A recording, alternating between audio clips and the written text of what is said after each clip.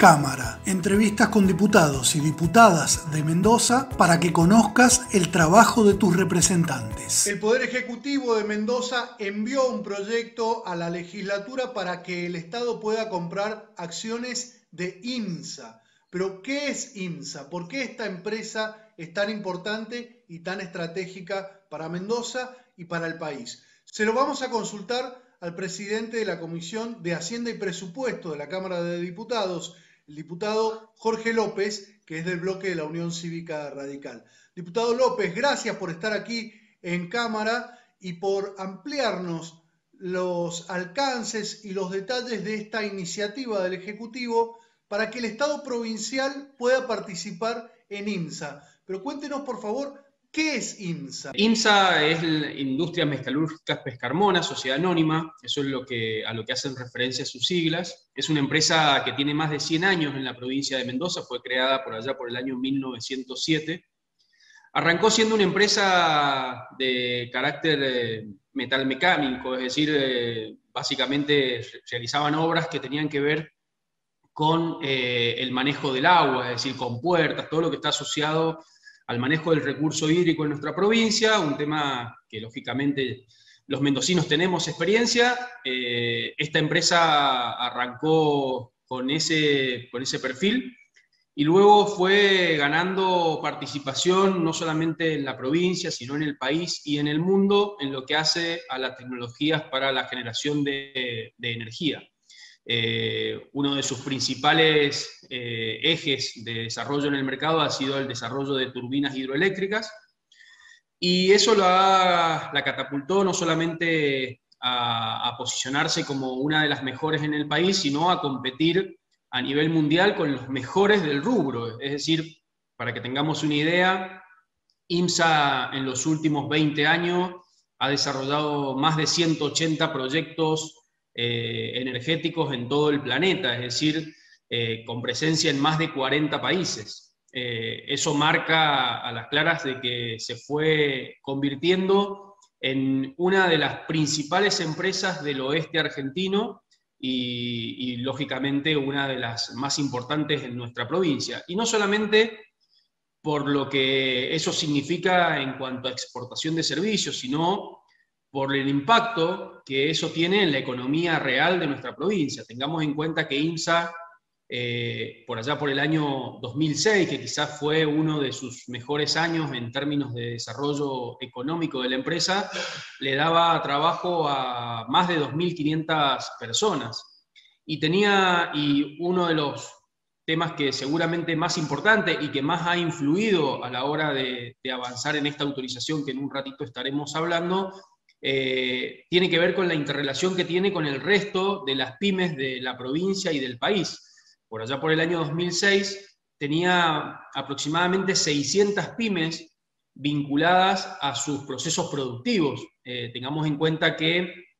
los servicios que brinda IMSA están principalmente asociados al desarrollo de la ingeniería y productos con un alto nivel de diseño tecnológico, con un gran factor de investigación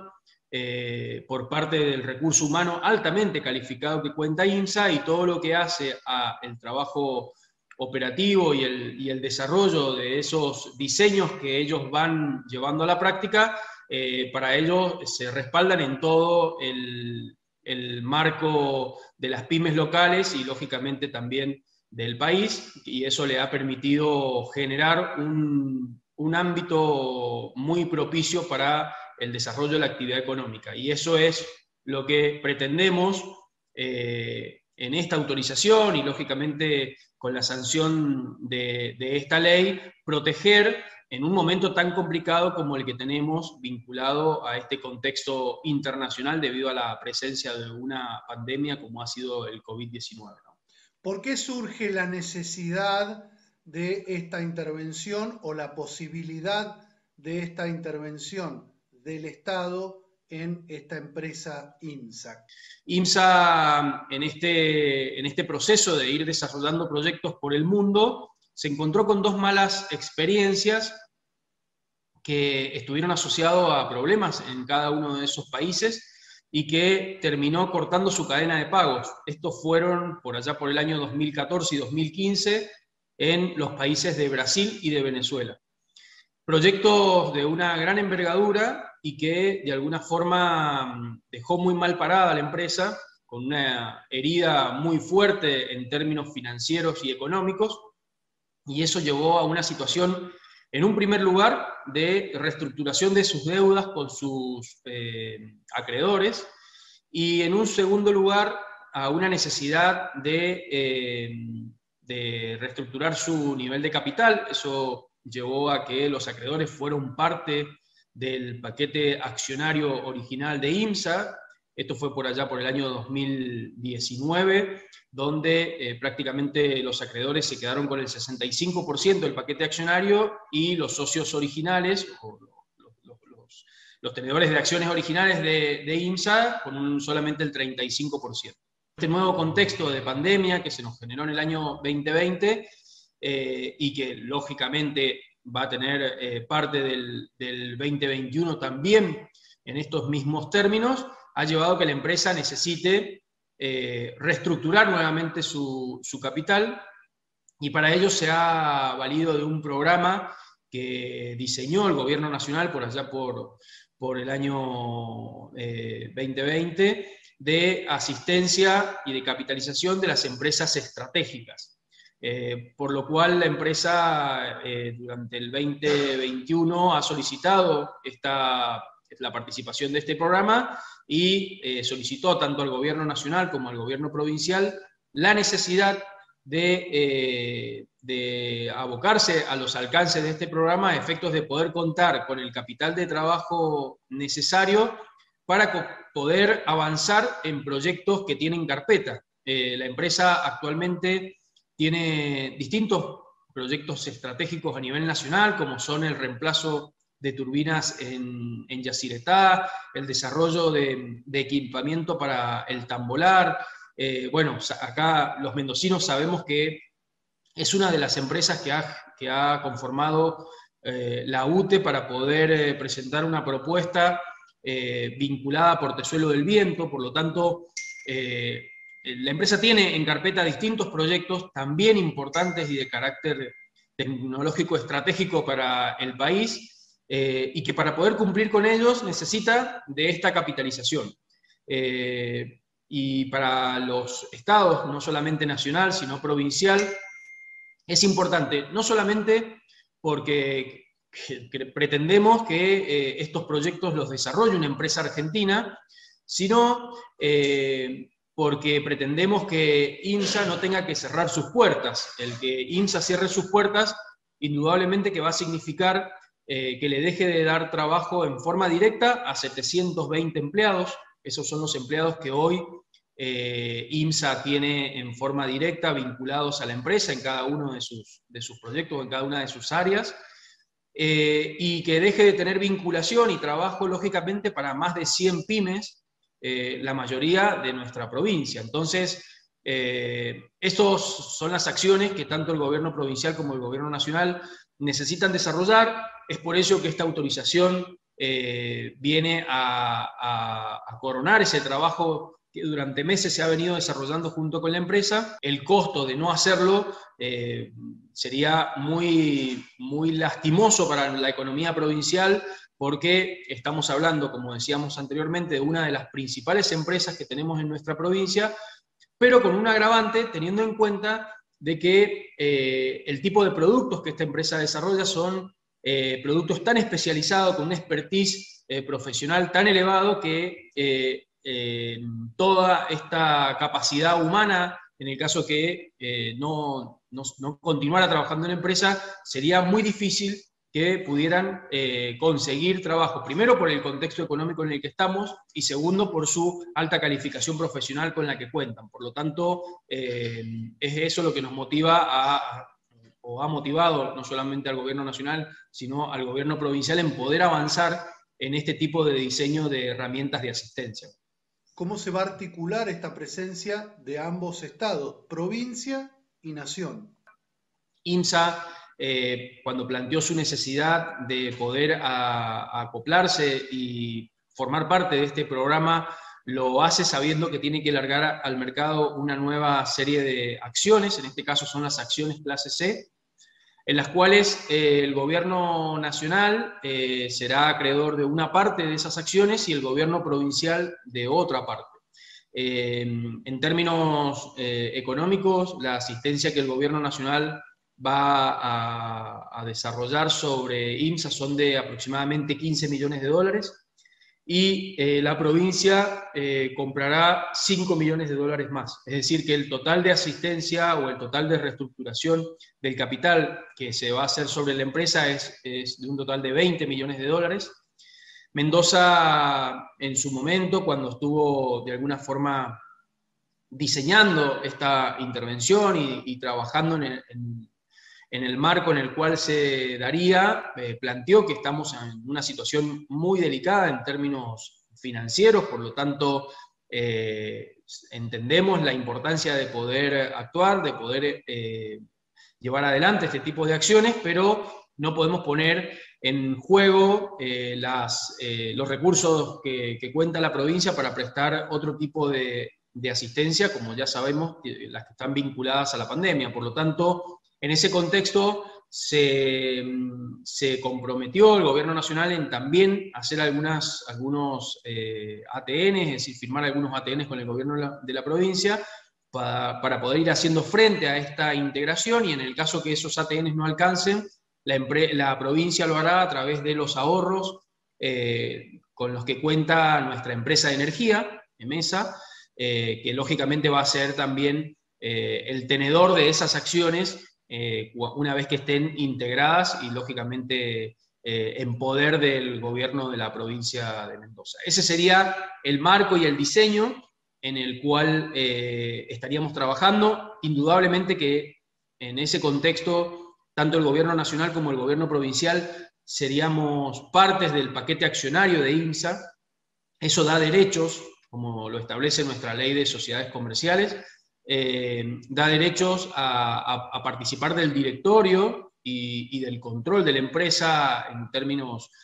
contables. Por lo tanto, eso va a llevar a que hayan distintas modificaciones en el estatuto de la empresa, con participación de directores que son representantes del gobierno nacional y un director representante del gobierno provincial, y los correspondientes síndicos también que hacen al control contable. Es decir, habrían personas en el directorio que decidirían por parte del Estado una vez que se concrete esta acción sobre IMSA. Exactamente, como cualquier otra sociedad con participación del Estado, en función del porcentaje de acciones que uno tiene, y de acuerdo a los que establece el estatuto de esa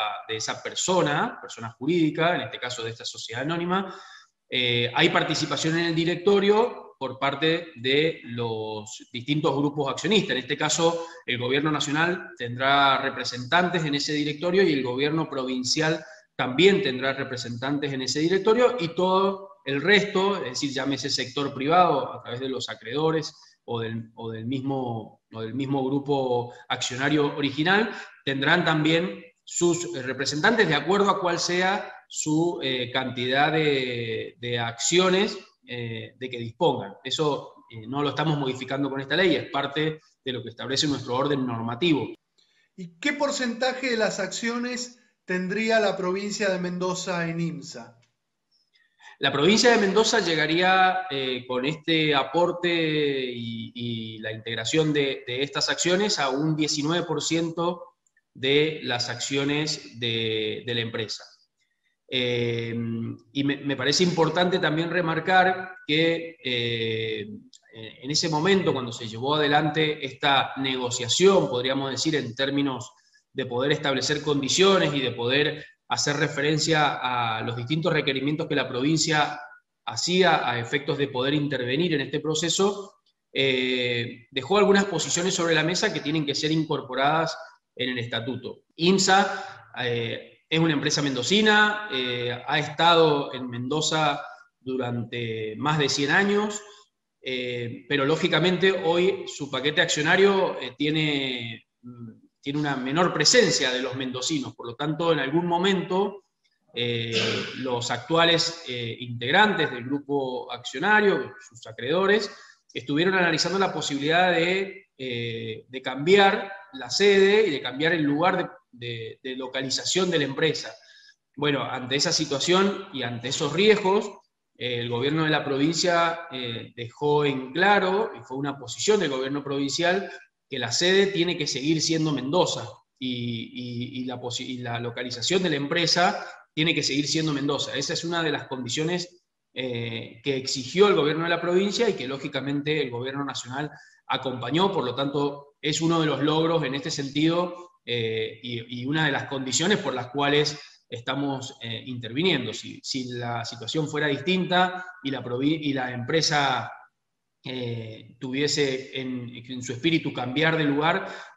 o cambiar de lugar de sede o cambiar de localización, indudablemente que a nosotros nos hubiese cambiado totalmente el eje, porque lo que pretendemos es que la empresa siga funcionando en beneficio de todos los mendocinos, y es por eso que estamos dispuestos a llevar adelante una intervención de estas características. Otra de las condiciones que se establecieron también, y que me parece que son muy importantes, tienen que ver con el tema de los ingresos del personal. Es que los ingresos de persona o los ingresos de empleados